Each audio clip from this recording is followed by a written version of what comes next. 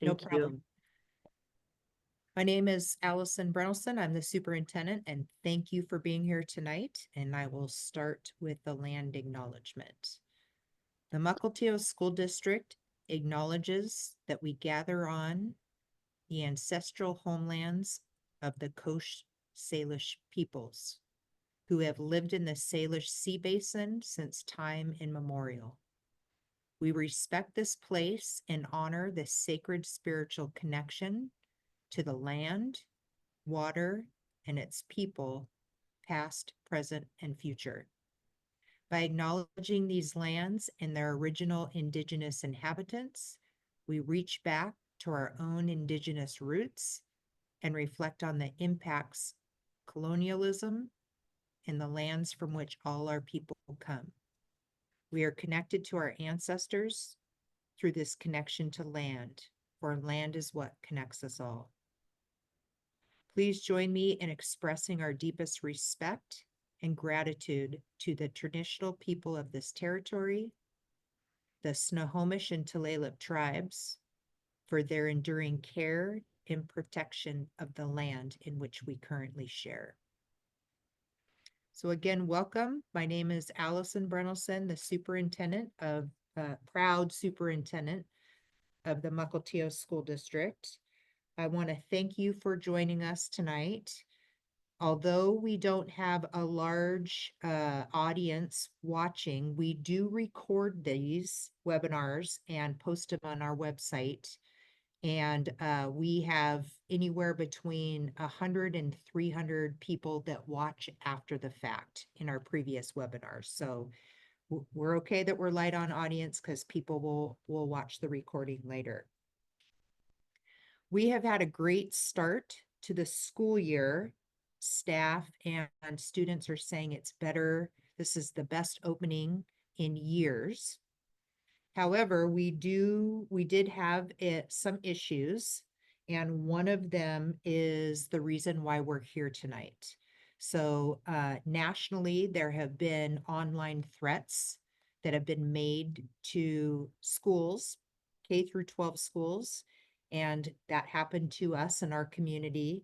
And that is the reason why we put together this webinar tonight.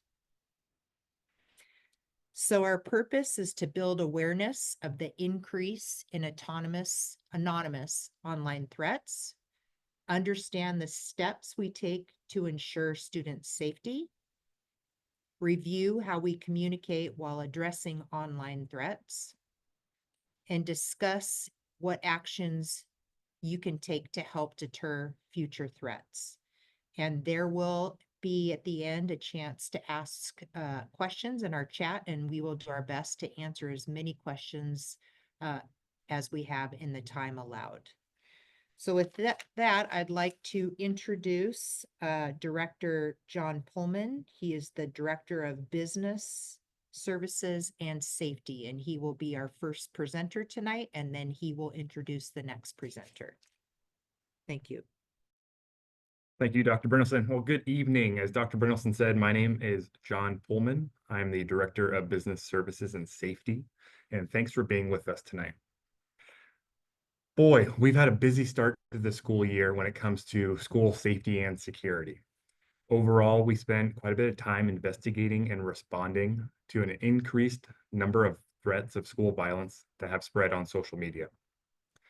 This is part of a trend that is occurring in school districts across our state and nation. Over the last couple of weeks, many of the school districts around us also were receiving online threats of school violence that were ultimately deemed not credible. So overall, when we look at receiving online threats, this is not a Mukilteo school district only issue. This is affecting school districts across the entire nation. In fact, the founder of Safer Schools Together, which is a nonprofit organization that trains schools and law enforcement in school safety, has said the number of recirculated, reshared, and reposted threats that we're seeing is a number that we've never seen before. Yet even as threats increase across the nation, incidents of gunfire on school grounds during September has actually remained below average for recent years. Another way to say that is that schools remain one of the safest places in our society. However, this decline in actual incidents does not mitigate the impact that sharing online supposed threats cause for school districts. While it seemingly appears innocent and productive for public safety to share posts of school threats in order to warn others, in reality, it can make threats that originate in other states or countries seem to appear more credible because individuals see those threats from people they know. Even if we have threats that originate from students within the district and are meant as a joke, that can also produce real harm for students in our school district because it increases the level of anxiety as we have students already dealing with social, emotional distress because of the threats themselves, but also the associated safety measures that have to be enacted to address those threats. Students providing threats of violence can and are held accountable. During the month of September, across the nation, over 700 students were arrested across 45 different states for making threats of violence on social media against school districts. A large reason for this is due to the amount of time and resources that every response takes. Each threat we encounter places significant stress on both school district resources and our law enforcement partners, because we treat every threat as credible until proven otherwise. For example, in a recent social media threat that was circulated across one of our school communities, that was ultimately deemed not credible, school and district officials spent significant hours overnight from 9 p.m. to 5 a.m. investigating and corresponding with our local law enforcement partners to enact safety protocols, have an enhanced security presence at the school the next day, and craft clear communications to ensure the safety of students when school started. These actions include a significant number of administrators across our district, many staff members, and many law enforcement officers, and it pulls time and resources away from the educational mission of the district. For a lot of these elements, to discuss the measures that are being taken to ensure the safety of our students, and to also talk about what we're going to ask of you, the community, I'd like to turn it over to Brett Stewart, our Manager of Safety and Security.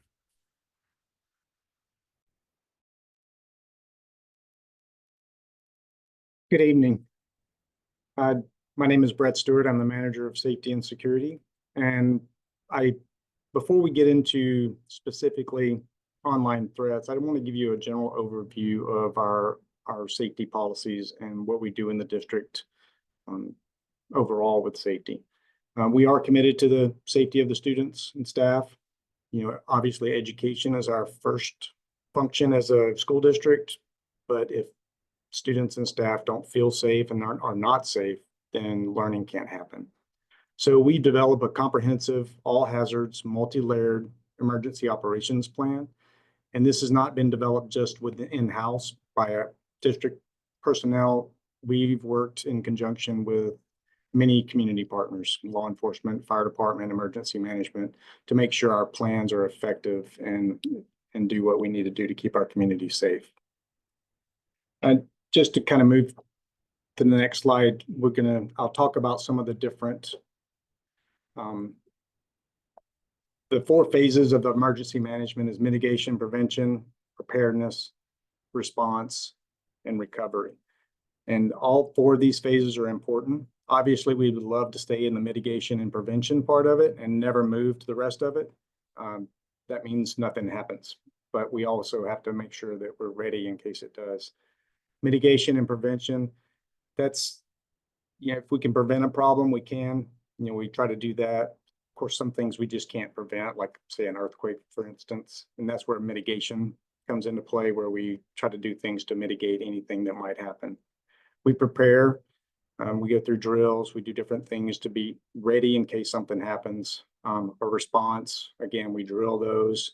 We have different techniques and protocols for response, and then recovery if something does happen to short term to make sure we can get things, make sure everybody's safe, and then long term to make sure we can get back into full operation.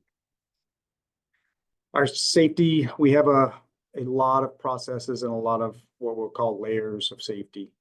And they entail many things, and I'll just go through a few of them. Like I said, we have the emergency operations plan.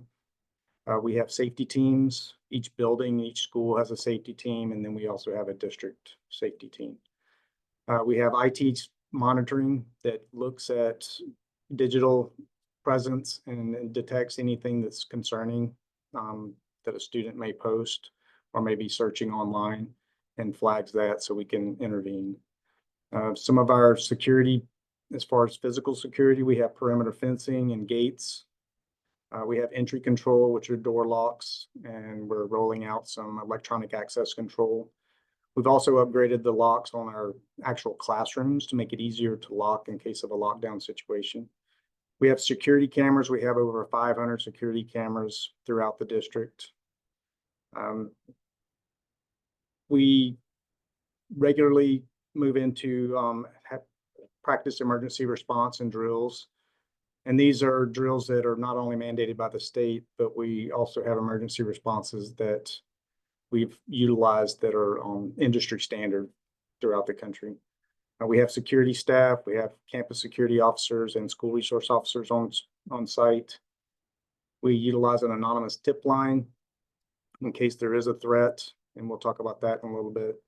We have various communication systems, including an upgraded PA system that has automated announcements for emergencies. We have handheld radios on campus for instant communication. And we have what was called a rave panic button that communicates not only with staff, but also with 911 and first responders. We have threat assessment teams in case there is something of concern with a student. And then we have our community partnerships, again, with law enforcement, fire department, emergency management, counseling services. We have a lot of partners that we work with daily. Each of these layers works together. There is no one thing that's going to keep us safe. I like to use the analogy I saw one time of the Swiss cheese. It's these slices of Swiss cheese. Every layer of our safety has holes in it. That's just the way things work. But when you start stacking these different layers on top of each other, the idea is the holes don't line up, so they make a solid piece so it keeps our community safe. And that's kind of how we look at it from a safety standpoint. So moving into what we're talking about more is the online threats and the social media. Technology has been amazing for education. It's made it more accessible than ever. But despite all the many benefits of technology, there are some downfalls. Social media, I use social media. I know a lot of people that do, and it's kind of a way of life now for most people, especially teenagers. They're almost addicted to it. But it's playing a growing role in fueling school threats. If you look at social media, it makes it so people can be anonymous more readily. It's easy to create fake accounts. It reduces the barriers for people when they can make threats and do things online, and they feel like nobody's ever going to know who it is. Go to the next slide. There was a quote that I read. It says that social media is the new bathroom walls in school.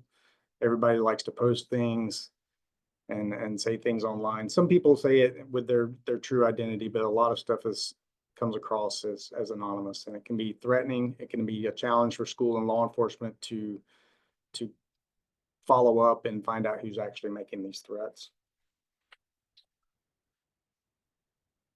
Social media threats, it is a growing problem for K through 12 schools across the country. Like John mentioned earlier, over 700 people have been arrested since September of this year for making threats. And that's not all the threats that were made. There's probably thousands of them if we were to count them all. They're typically most common after a high profile shooting or event. large majority of those threats that came about since September happened after the shooting in Georgia. So once those happen, then people start doing some copycat, they start seeing the response, and they start putting those threats out there. They tend to come in clusters. It means that multiple districts or multiple schools will start getting these threats sent to them. Sometimes that's on purpose. People will target multiple schools. Sometimes it's just by the nature of social media and things getting spread. Social media threats, they do pose a significant burden to schools. They make it people, if you ask a lot of people, they think schools are not safe. They think school shootings are happening all the time. They think there's things going on all the time. Where in reality is that schools are probably one of the most safest, if not the most safe place that most of these students can be at. In fact, some students are safer at school than they are at home. And these online threats, when they get spread, they erode that trust and they erode that belief and that knowledge of how safe the schools can be. And they can traumatize the entire communities. And in most cases, that's the whole reason these people are spreading these threats, is to get that reaction and to get that, spread those rumors. So how do we respond to online threats? Well, we take them very seriously. Many online threats are not credible. In fact, most of them are just recirculated threats that have been investigated in other parts of the country. But initially, when we get a threat, we have to take it credible. We have to believe it's true until proven otherwise. We work with our partners, our law enforcement partners specifically, to decide on what we need to do to keep our schools safe. So what do we do? Well, that's different every single time. It depends on what the threat is, the information included in the threat. It depends on what time we get the threat. If we get the threat during school day, then maybe we start interviewing kids or trying to find out where that threat came from. If it happens in the middle of the night, then like John mentioned earlier, we had one case where, there were text messages and phone calls and emails going all night long, way into the morning. The goal of the initial response is to make sure the school's protected, but that school can continue as long as it's safe. We want to implement a balanced response. Again, we want to keep the community safe. That's number one. We got to make sure we're safe, but we also want to make sure that we minimize any trauma in addressing the threats. Initial responses, we want to increase safety, but limit the impact on the students and staff because it affects everybody. And once we start investigating, if a threat reaches where we feel like it might be an elevated concern, then we might do some additional response or take a different approach to our response.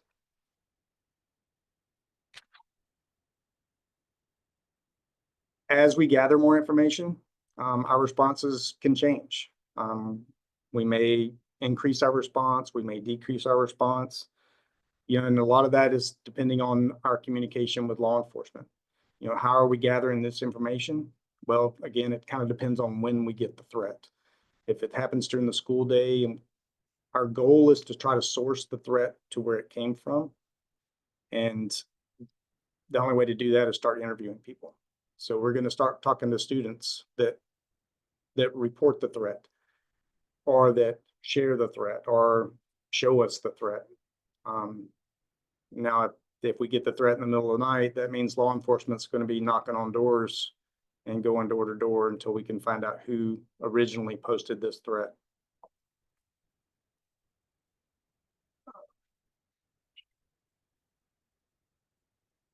So what can you do? What as parents do you do if you come across an online threat?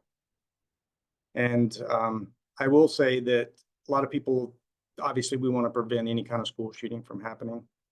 And some people will say, well, they did or did not fit the profile of a school shooter when an event like that happens. And I can say the research shows there's no real profile of a school shooter. They range in ages, backgrounds, everything is different. So there's no real profile. But one thing after action reports have been reviewed is that the majority of people shared information about what they were going to do. And they call it information leakage. A lot of times they shared it online. So if you do see something online, we do want to know about it. And you're going to see the header of this slide quite a few times. It's going to say report, don't repost. The National Association of School Resource Officers director, he said it in one of his interviews. If you see something, say something. It's kind of an old adage. It's been around a while, but it's true. But as long as the say something is reporting the threat instead of spreading information on social media, especially if that information is not true, which we don't really know all the time.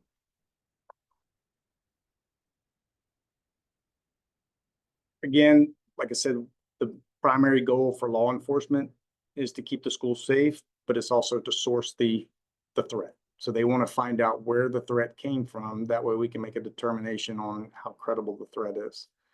If we can find out who made the threat, then we can move into a different approach. Maybe we're going to do a threat assessment, or maybe there's going to be a different type of interview. It's a lot easier to find out if the threat's credible if we know who made it. The problem with online is that a lot of times it's more difficult to find out who originated the threat. And especially if it's been reposted online, things get reposted, they get changed a little bit, they get moved to different social media platforms, and this information just keeps spreading and spreading like wildfire. And it makes it harder to source that information. I will say the majority of the time, law enforcement does eventually find out who made the original post. But the more it gets spread, the harder that is. And it's kind of like the old telephone game, where every time it gets spread, it might change just a little bit. So we may investigate an online threat and determine it's not credible. We turn around the next day or 2 days later and we get another threat. If it's exactly the same, then we know, okay, that's not a credible threat. We've already sourced that. But if it gets changed just a little bit, we may have a really good idea it's the same, but we've still got to go through the entire process to make sure it's not a different threat. So that's every time it gets reposted, that means we have to start this process all over again. So again, report it, don't repost it, because it will spread like wildfire.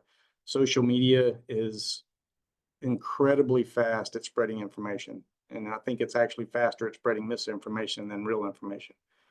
So if you do hear something, we do want to know about it. Absolutely. Because, and I was an SRO for over 10 years, a school resource officer, and I say it then, I'll say it now. I would rather investigate 1,000 false claims than miss the one real one, because we just don't want to do that.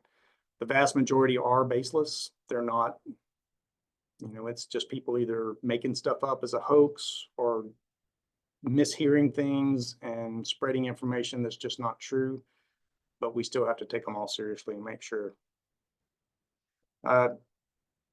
We ask that you talk to your students about social media, know what they're looking at, know who they're talking to, and talk to them about the consequences of making any online threats. Even if they are thinking they're doing it as a joke, it's not a joke. The FBI has said that they will file federal charges against online threats. There can be local charges, and there's going to be school consequences as well. And it's not just making threats. If somebody's spreading and just reposting threats, but doing it maliciously, they can also be charged as well. I mentioned before that, there's always an increase after an event. And John had mentioned there's over 700 who were arrested for threats after the school shooting in Georgia. So we had an increase at the beginning of the year. I hate to say it, we've had a few days where we haven't had anything, and knock on wood, let's hope that continues. But again, report it, don't repost it. We don't want to keep recycling all these same threats. A lot of the ones that we looked at earlier this year originated in Florida or Michigan, other parts of the country. They weren't had nothing to do with anything around us, but yet social media, it's instant. Somebody that lives in Florida can post it, and somebody that's a friend with them here can see it and repost it, and it's all of a sudden it's a threat against one of our schools, so we have to take action. So who do you report it to? You always report it to the school. That's it, especially if your student's at school and they come across something that can tell them. But I would say the easiest thing is just call 911. We have a great relationship with our law enforcement partners. Our school district spans 3 different jurisdictions. We have schools in Mukilteo, we have schools in Everett, and we have schools in the county, Snohomish County. And the great thing about our area is all 3 of those jurisdictions use the same dispatch center. So when you call 911, you tell them where you're at or which school you go to, and they're going to get it to the right people. And we have contacts for every one of those jurisdictions. They have my personal cell phone, my work phone. They can call me anytime, and we can start the process of, tracing this threat and making sure our schools are safe.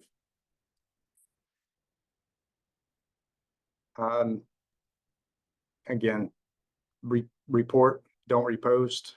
We don't want to continue recycling old information. We want to make sure that our kids are safe.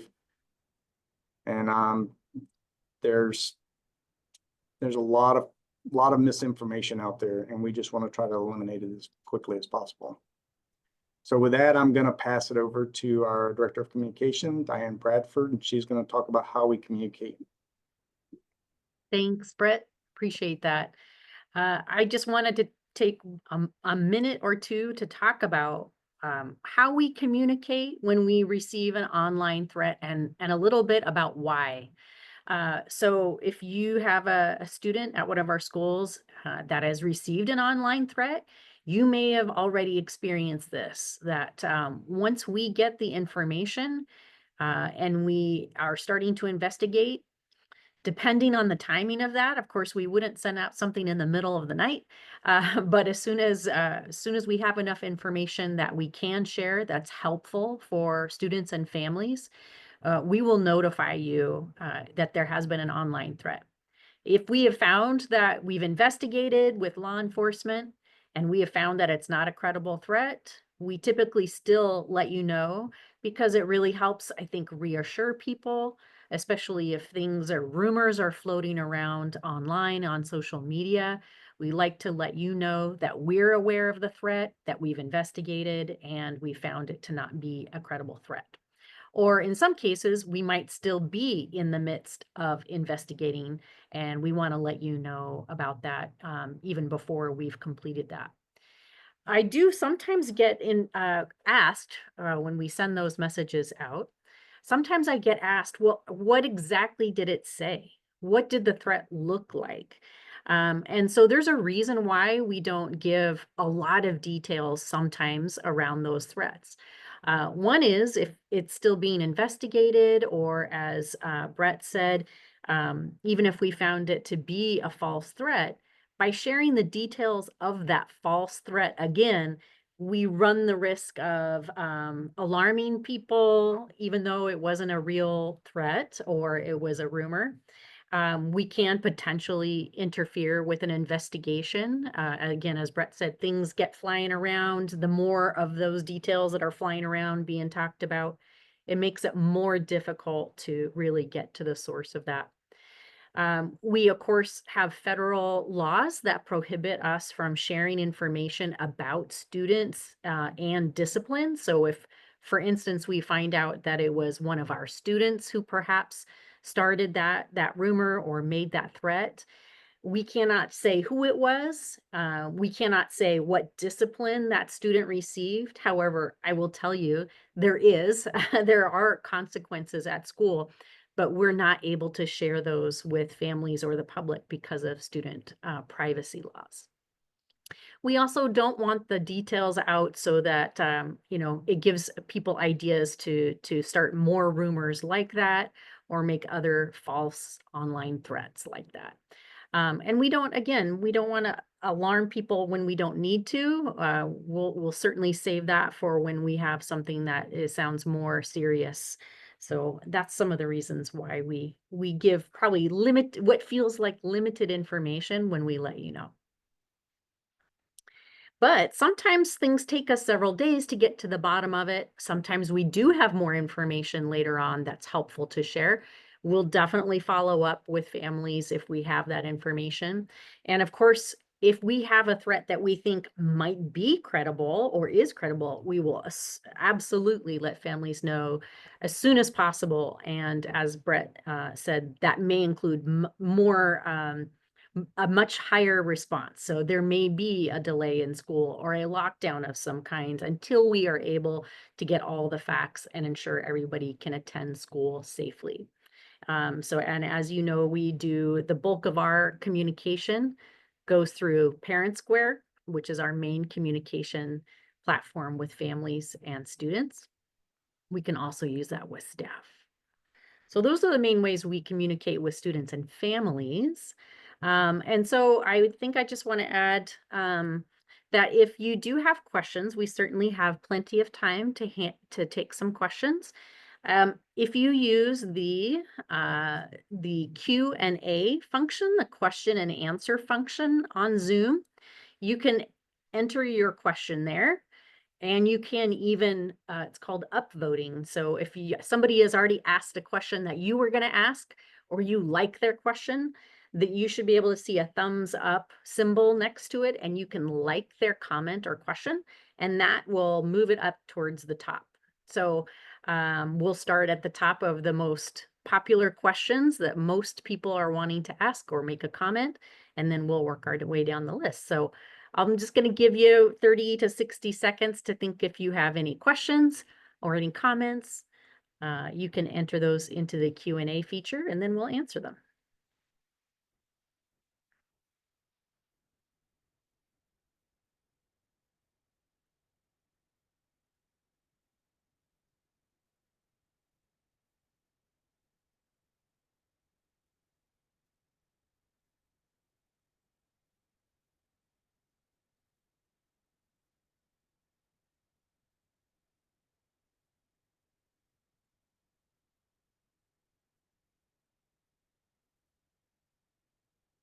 I know there must be at least one question out there.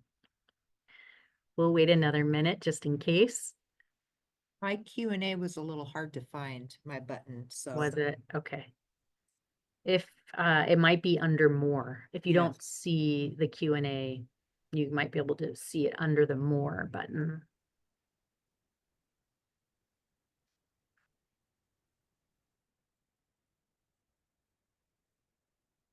Yay, all right, we got one. Great question, Bella. The question Bella asked is, are we considering hiring more security for any schools? So I wonder if maybe Brett or John could talk about the security staff that we do have and then answer Bella's question about, are we looking to hire more? Yeah, I'll go ahead and answer that. So that is a good question. So right now we employ campus security officers across several of our secondary schools, and we also have 3 school resource officers within the district at some of our secondary schools as well. This is something that we staff on what is identified as an as-needed basis and is determined as part of our annual process as looking at staffing resources across the district. So for this school year, right now, we are not looking at adding any additional staffing, but that is something that is identified on an annual basis when we do look at our district staffing or as needs come up. So if we see something significantly different, at say a specific school or specific incidents that are because of a certain reason, then that's something that we would look at on an as needed basis. Now, what we do is we flex our staff between buildings when needed. If there is a reason at one school that we feel like we need a little bit of additional support, then we will flex some staff from one building to some campus security staff from one building to another. or we will have safety and security administrators like myself and Brett out on site to make sure that that site is safe and that there is a overall level of safety being felt for people at the site. Thanks, John. Jennifer had a question and I think it landed in the chat. Do you see that, Diane? Oh, yeah. That's a great question. Yeah, Jennifer asked, do you have any drills in case of a shooting? So I'm assuming you mean, do we practice do we have safety drills that are specific to what if there was an active shooter? I'm gonna assume that's what you mean. Brett, do you want to address that one? Yeah, sure. So we have various responses depending on the situation. We use a system through what's called the I Love You Guys Foundation. And it's a nationally recognized foundation has dealt with school shootings. And I was looking for my sheet here, but we have several different responses that we can do. Secure, which means that we secure the school from any outside threat. So maybe there's something going on in the community that we don't want to end up on our campus. We'll make sure the outside of the school is secure, which it is most of the time anyway. But the addition is we would make sure we get all the kids inside to secure them inside so they're not subject to that outside threat. The other one is a hold, which is where we would have kids just stay in their classroom. Maybe there's something going on in the school, but it's not a major threat. It's just maybe it could be a disturbance, a fight, it could be a medical issue, it could be something kind of minor, but we just don't want kids walking around the school. So we'll go into a hold. And the third one is a full lockdown where we have a situation or a threat on campus. So that's where students and staff go to the nearest secure room that they can lock. They lock the doors, they close blinds, turn out lights, and remain quiet until the situation's over. We also teach an option response protocol if there's an active shooter or an active threat called Run, Hide, Fight, where students and staff have the option. They don't have to just lock down. They can run away if that's the best option. They can hide or they can fight. So we give them those options.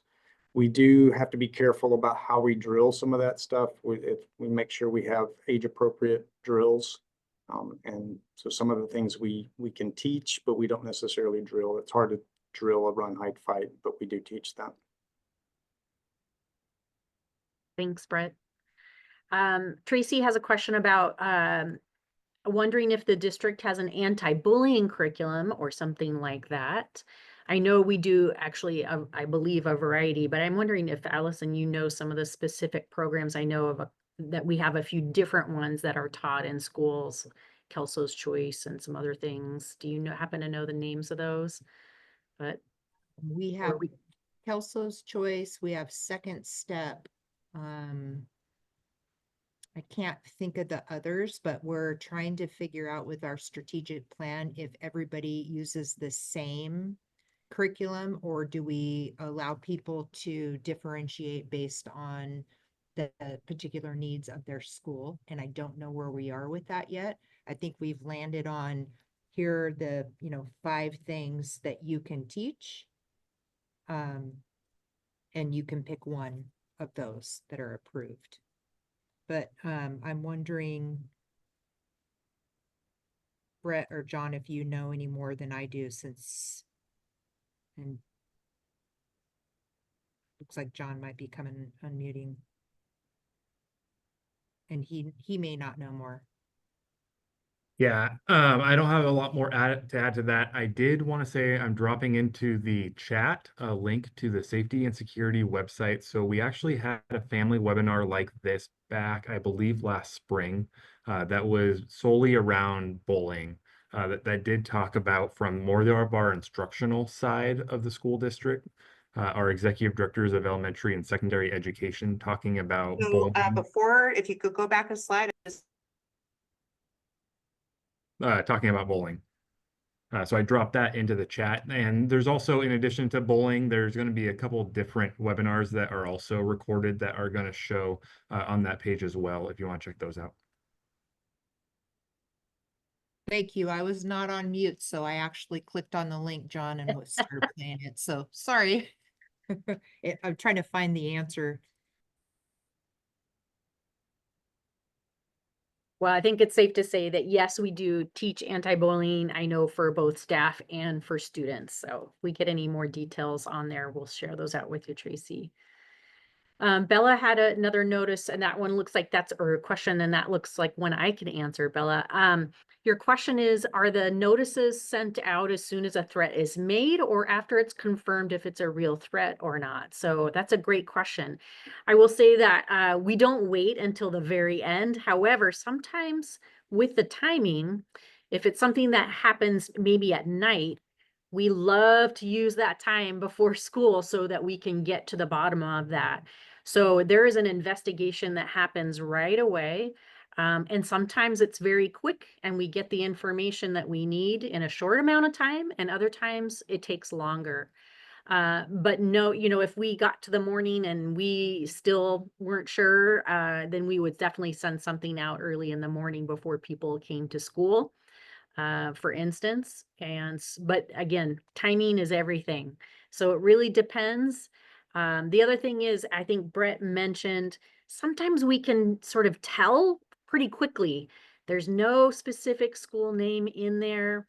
It's been shown that it's been floating around the United States at various locations. We're in connection with other school districts all over the place. And so often we can tell very quickly if it is a false and not credible threat. So that's usually good.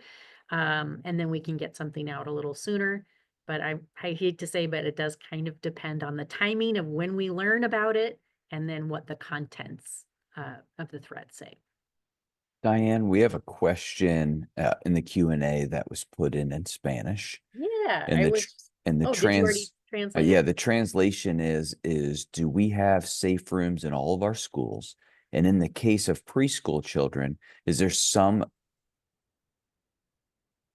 place where where we can protect them and not let them run and hide and defend themselves, as you mentioned before? So I'll go ahead and answer that.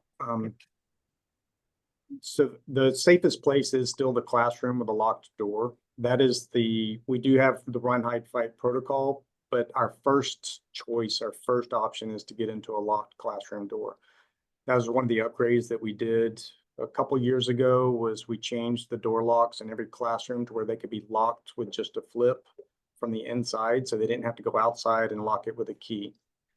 There has been, and every time I say this, I hope I'm not jinxing it, but there's never been a case of an active shooter breaching a locked classroom door and hurting anybody. So there's been 2 cases where they breached the exterior, but once they get inside the building, they never breach a classroom door. So in the vast majority of cases, and so far 100%, once you get inside a classroom and lock the door, then you're safe. So that is our safe rooms, is the classroom doors. Thanks, Brett. Diane, we have looks like maybe the last question that was in the chat, which is, what platforms do the threats use? Facebook, Discord? Thank you. Yeah, I definitely probably more like Snapchat and other things, but John and Brett, you probably have a better sense of this than I do. The answer is yes. All of them. All of the All the above. above. TikTok, WhatsApp, Snapchat. all the, yeah. And some that I probably haven't even heard of yet. And sometimes they do it over text messaging. Sometimes they will create documents and then screenshot it and then share it. I mean, they've gotten pretty creative on how they do these things, but it is every platform. Law enforcement is pretty good with working with some of these platforms. Some of them are not extremely law enforcement friendly until it comes to a school safety issue. And then oftentimes they will be very helpful and help us determining where this threat comes from. So, but all the platforms. TikTok, that's another one I see sometimes. Yeah. Well, I think that we have answered all the questions that we've seen. So if there aren't any other questions tonight, we can go ahead and wrap up a few minutes early. But if you think of other questions later after this, you certainly can message that to staff. You can send it to my email, communications@mukilteo.wednet.edu. And if I can't answer that, I'll get it to somebody who can. So thank you very much for joining us tonight. I hope the information was helpful and reassuring. And I just appreciate your time tonight and your interest as our interest in keeping all of our students and staff safe while they're at school so they can focus on learning. Dr. Brynelson or John or Brett, any last thoughts from you? It's a perfect way to end. Thank you, Diane. I just saw John come off mute though, so, No, I just want to say thank you for being here tonight. yep, thank you. Thanks again to our interpreters tonight. I appreciate you for making this information accessible for all of our families. And thank you very much and have a great night.